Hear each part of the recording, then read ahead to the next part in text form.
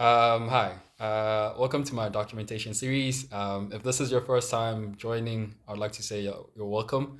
The plan or the aim of this series is just to give the behind the scenes or behind the scenes of building a startup.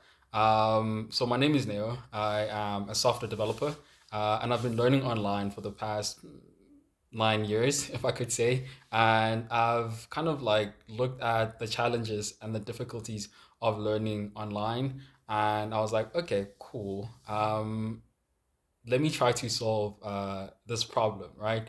And that's how Thuto was born. So it wasn't as simple as okay, there's problems with the online platform and I'm gonna try to solve them.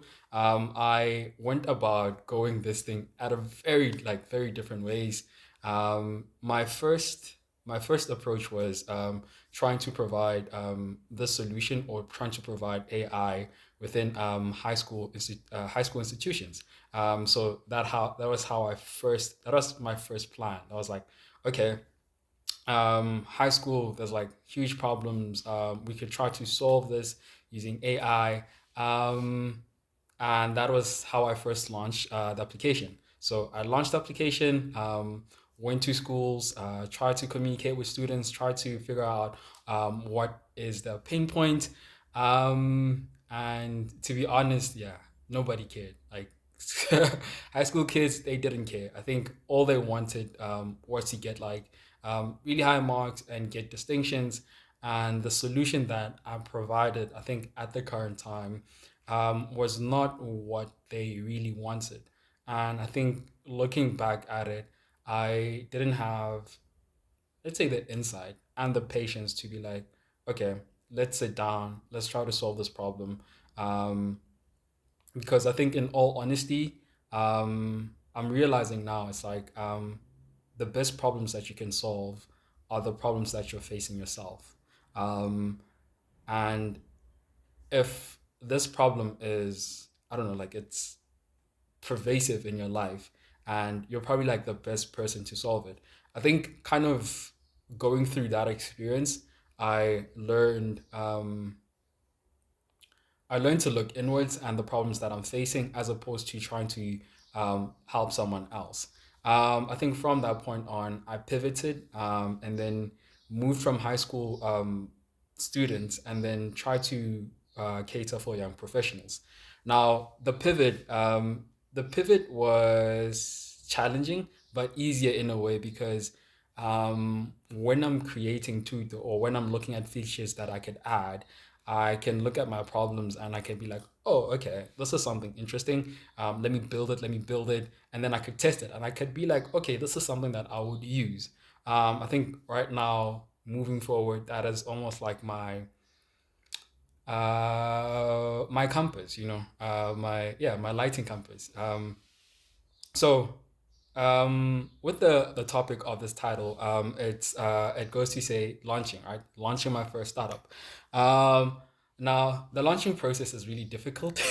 It is really difficult because the challenge that I'm facing, it's I'm a builder. Like I'm a go-to coder, sit behind the screen, code, and then just distribute it. Now that is a challenging when you are in a position of a co-founder or a founder, is because you have to put your product out to people. You have to go out there and then talk to people and then understand what it is that they're really struggling with. Um, and that is something I'm working on. So last week I went to a conference where I had to kind of like pitch myself up and be like, oh, okay, try to understand what it is that a lot of online learners like myself are struggling with. So I think with the sample user research that I kind of did, I kind of looked at it and look at how people learn online, right? Um, at the current moment, they mostly use tools like YouTube, ChatGPT, go through articles and courses. Um, and I think from my experience, those things are really helpful, right? Those things are really, really, really helpful. But there's like certain problems with them in the sense that they are in separate spaces, right? And in most of those spaces, there's a lot of distractions. I think the struggle that I mostly face is like when it comes to YouTube. YouTube has so much distractions. I'll be like, okay, today I want to learn this specific task, and then I'll go to YouTube, and then boom, right? Kanye West says something, and then I click on it, and then it's like a rabbit hole of continuation. And then at the end of the day, I'm like, whoa, okay, I just deviated from the path. Um, Now I think from that and talking to my colleagues, talking to people on LinkedIn. Yeah, I've been doing a lot of cold callings on LinkedIn. If I spammed you on LinkedIn, I am really sorry, but I'm just trying to get users. Um, and then hearing from like the feedback from users, they from that point on, it's like, okay, from this feedback, how can I build something that is useful for myself and would be useful for other people?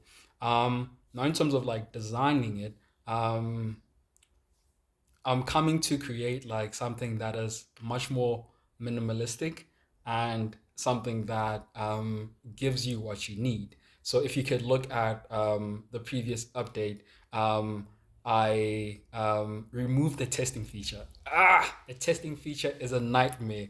Like to test code is a nightmare, and to add code that tests how users perform, that is a nightmare. So I removed the testing feature, and then I'm figuring out ways to test the user.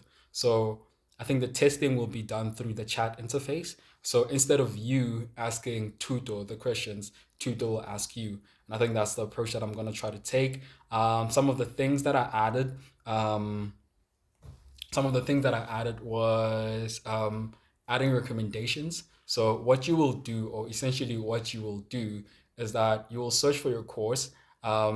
Let's say you want to learn about web development, you will search it through Tuto, and then Tuto will give you like a small description of what development is, how you could use it to benefit your skills, and then you get like recommended videos that you could go through, and then you can chat to it about what it is that you want to learn and stuff like that. Um, Now that's kind of like how we've built the product. That's the problem that we're trying to solve. The problem would be all the distraction that you get from these other platforms. So essentially, we're trying to we're trying to squeeze everything in one platform.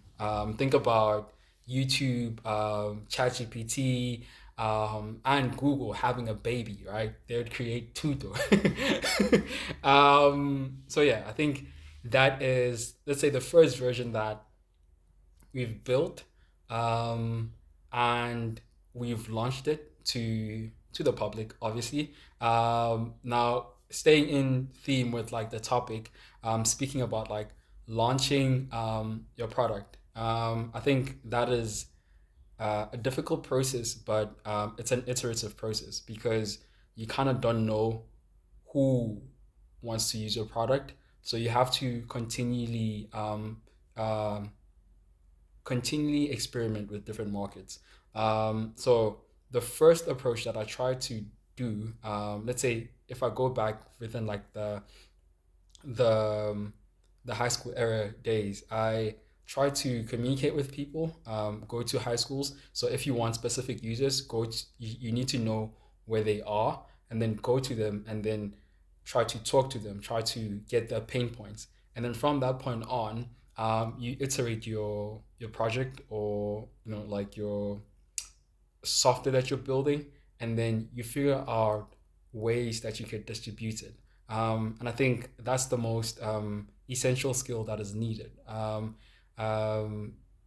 there's a quote that says, "The only good ideas are the ones that work." And a lot of people have ideas, bro. Like I have ideas, but getting them to work, it's a challenging one, and something that I'm experiencing at this current moment. Um, so I'm trying to get to out to a lot of people, and the realization is that it's really difficult to convince people to do something new, right? I think that's the challenging part that I'm really struggling with. I am learning about it. If anybody has like experience, please reach out. But getting people to try new things and see or how to sell your product in a way that people will see that your solution is solving a problem.